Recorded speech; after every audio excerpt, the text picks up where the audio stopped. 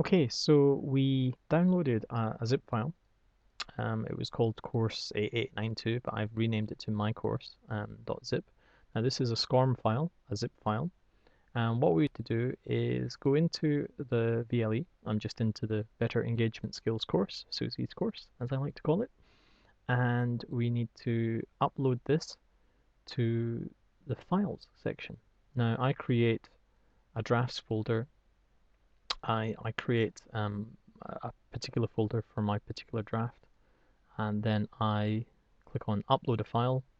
I upload it here. So for example, you could imagine here's the one, course 84222.zip, and then click on unzip, and it unzips all the contents into this folder.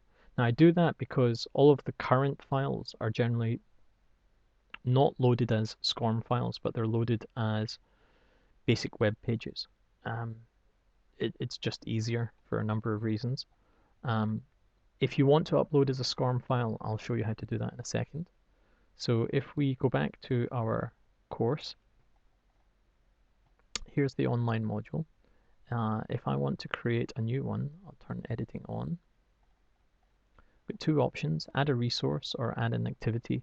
If you want to add a resource, if you want to open it up as a web page, as all of the courses currently have been uploaded, and we just followed the practice of the previous company who had created courses for the NHS, you're composing, linking to a file or a website. If you want to upload a SCORM unit, but it doesn't have any tracking, then you add an IMS content package. Anything that's a resource essentially isn't tracked. If you add an activity, then the progress in the activity is logged within the gradebook. And if you want to have a SCORM unit that's tracked, then you would choose this option, SCORM AICC. So if we add a resource, let's just do one now, link to a file over website. So call it new course. There we go, new course. Give it a description if you want. Choose or upload a file. Now you can either upload, or I can, since I've done that earlier, I'll go into my, not my downloads files, but my draft files. Now there's my unzipped set of files. I need to go into course, and I used to choose the file that says course and then a number. So where is it? Course 84222.html. Now that's the first page of your course, and that's the file that you have to choose. So there it is there. It's set to open in a particular size. So in my case, I know that that's 984 by 726. Very important numbers to remember. And I can save and display. And that shows me, oh, the course, which is just jumped behind. There's the course. Right. That's fine.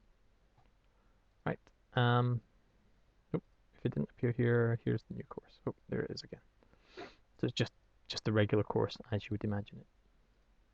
Now, if I go back to the course here, let me delete that course and show you how to upload it as a SCORM file. Now remember, you've got a SCORM file is a single zip file that's not been unzipped. So if I add an activity as a SCORM file, and I call it new course again, I want to choose or upload a file. So I'm going to choose the zip file that I had before, drafts, draft 2.0. Here's the zip file. I'll choose that one. SCORM files can only be zip files. If it's over 128 megabytes, then you need to upload it through Synergy Learning in Ireland. I guess you could speak to Mark. He'll be able to tell you how to transfer that file to them so that they can upload it in the server. There's a limit of 128 megabytes for any single file. Now for the SCORM, you've got a number of grading options, but the one that's important is you probably don't want to grade a quiz or a score. You want to grade something called the learning object, and that only has two settings, either complete or incomplete, or passed or failed, whatever the terminology is. Essentially, if a user completes every screen and gets to the end, then they're counted as having completed that learning object, and it tracks to see which learning objects have been completed. Other things you want to do, stage size, the height, I would set to 900. You can leave everything else pretty blank. Student skip content structure page, say always.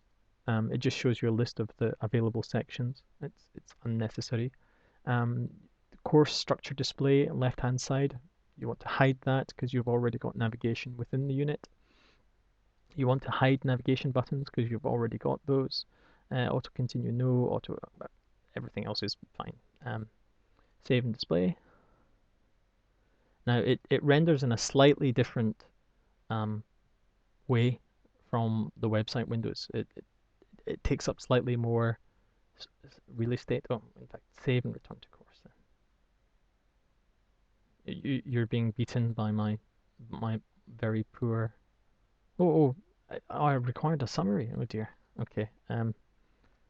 It's a great course. I was going to say that my internet connection wasn't brilliant, but nope. Save and return to course.